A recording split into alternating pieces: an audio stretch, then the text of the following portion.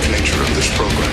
Viewer discretion is advised. You're listening to Odyssey, A Tale from the Road, an audiobook by Christopher Cologne. All rights reserved. Any resemblance to persons living or dead are purely coincidental.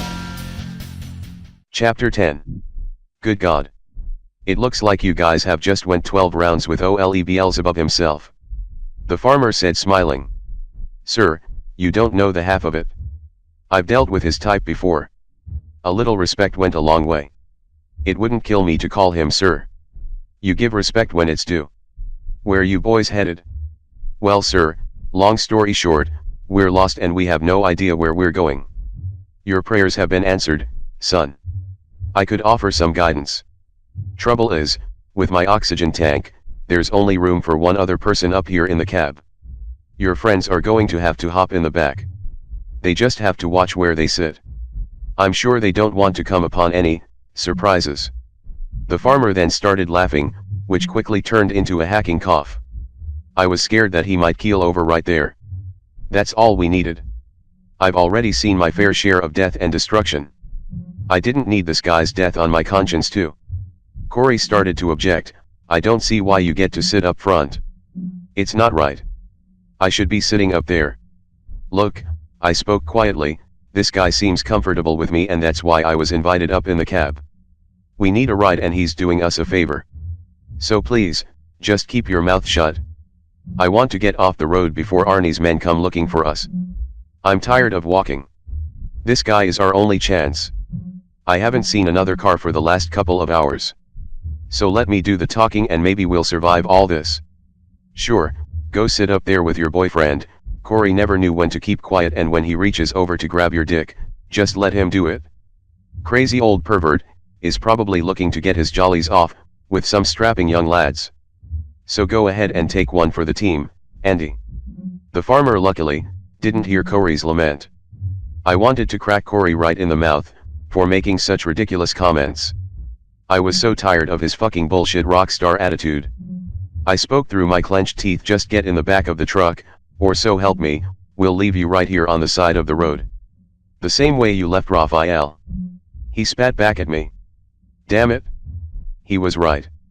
Right when it was just escaping my thoughts, Corey reminded me of one of my deepest regrets. It hurt worse than any knife in the heart. I didn't say anything. I walked over and got into the cabin with the farmer. Corey joined Dimitri and Jimmy in the back of the truck. By the way, the name's Neil Nimble. The farmer had extended his hand. It was all bone and veins. I grasped his hand firmly, but not hard enough to crush it. You needed to give a firm handshake. It was a sign of respect. My name is Andy, and those guys back there, Jimmy, Dimitri, and Corey. The farmer opened up the window panel behind our heads that separated the truck's cabin to the back part, where the guys were seated. Welcome boys, he said jovially. Each of them took turns saying hello to Farmer Neil. I was planning on going to market this morning, but that could wait. I think what you boys need is a good meal, a shower, and some rest. The farmer had turned his truck around and we were headed back towards the sunrise. What Corey said really bothered me. Sitting up here in the cab, away from the guys, I was able to relax a little bit. The driver was listening to some bluegrass on the truck's radio. It wasn't my kind of music, but I had to appreciate the banjo picker's ability. It sounded like that banjo was playing just as fast as any guitar solo me or Penny had ever played in our lives. The driver smiled as he took in the music. I wanted to thank you for picking us up. I don't want to get too deep into it, but you are really saving our lives. I told Farmer Neil. Think nothing of it, son. Maybe before the day is through, I could help save your soul also. You see, that's why I picked you up. The good book says that whatever you do for any of God's children, it's just like you are doing it for God himself. It's the golden rule. Do unto others as you would want them to do unto you. You could be Jesus in disguise, for all I know. And your buddies in the back, could be some of your disciples. I would feel a bit bad about asking Matthew, Mark, and Luke, to sit in the back with sheep droppings, but it's the best I could do right now. You cannot feel shame when you know you are giving God your absolute best. Do you catch my drift? This guy was a bit more than I thought he would be. Yes sir. I totally get where you're coming from.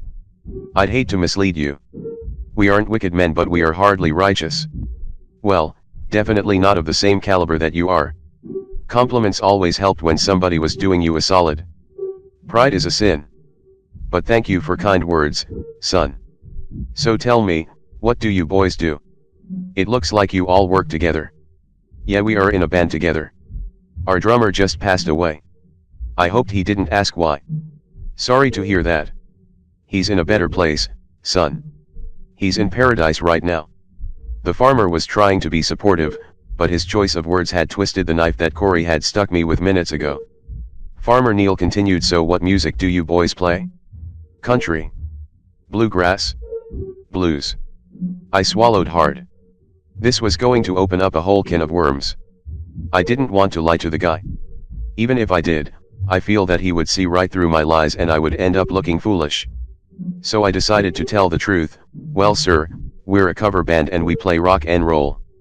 More specifically, we play heavy metal. I felt like he was going to pull over, take out his Bible and try to exorcise the demons from our bodies.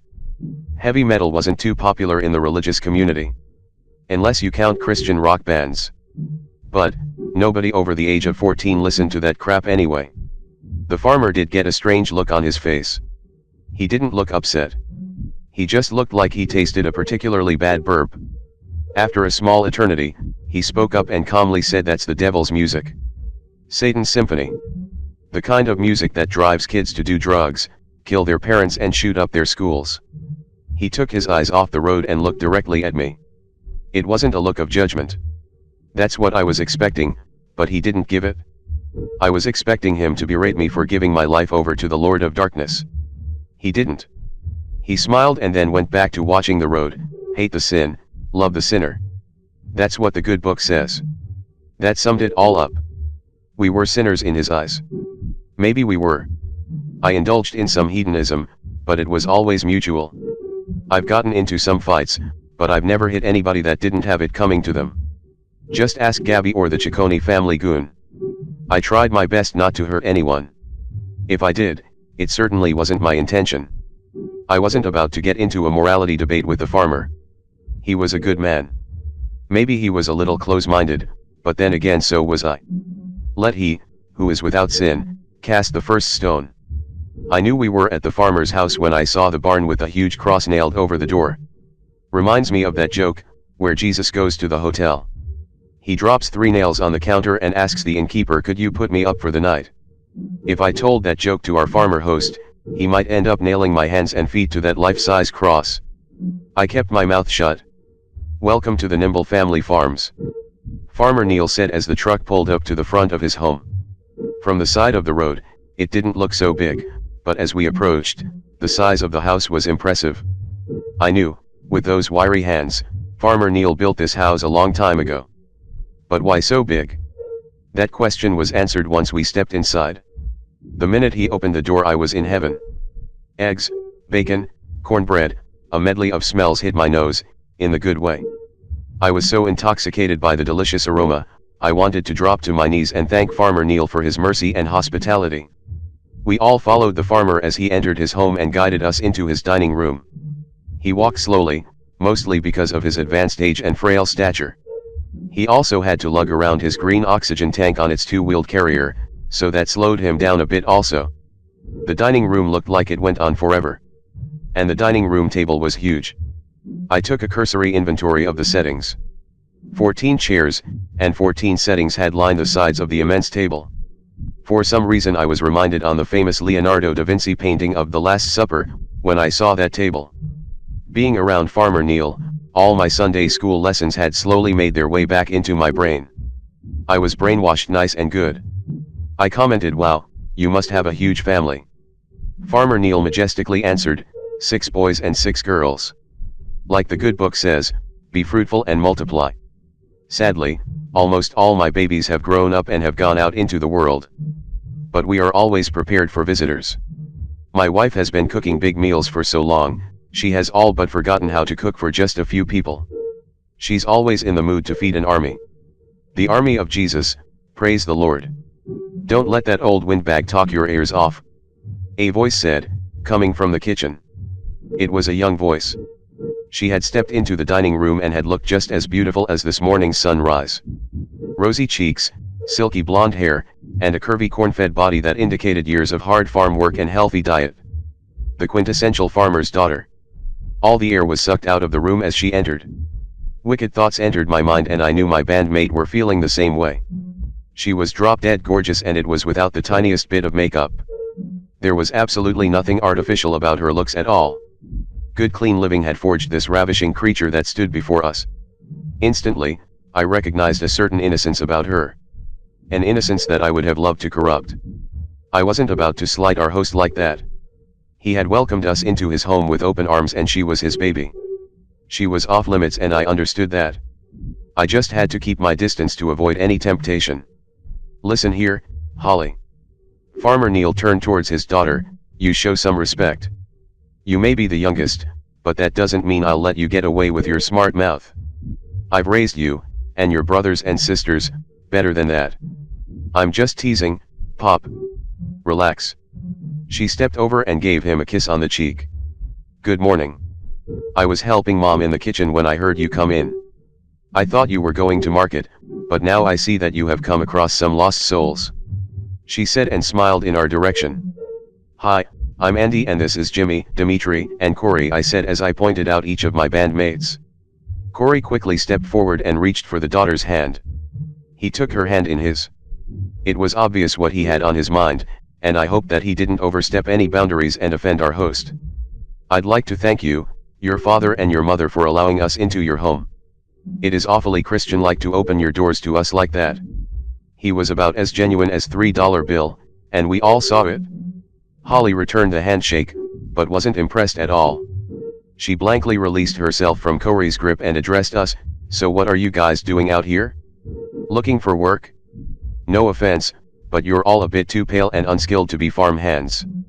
I'm just saying you guys don't look like you've worked an honest day's worth of real work in your lives. Only a woman that good looking could get away with insulting us and yet still stay appealing at the same time. She wasn't trying to hurt our feelings, she was just calling it like she sees it. Being the youngest of 12 kids allows you to be frank and unpretentious. She got away with murder, because her parents had already dealt with childish rebellion 11 times over. Her parents have already seen everything, when it comes to raising a young adult. By this point, everything was old hat to them. Please visit twostrangersonePodcast.net.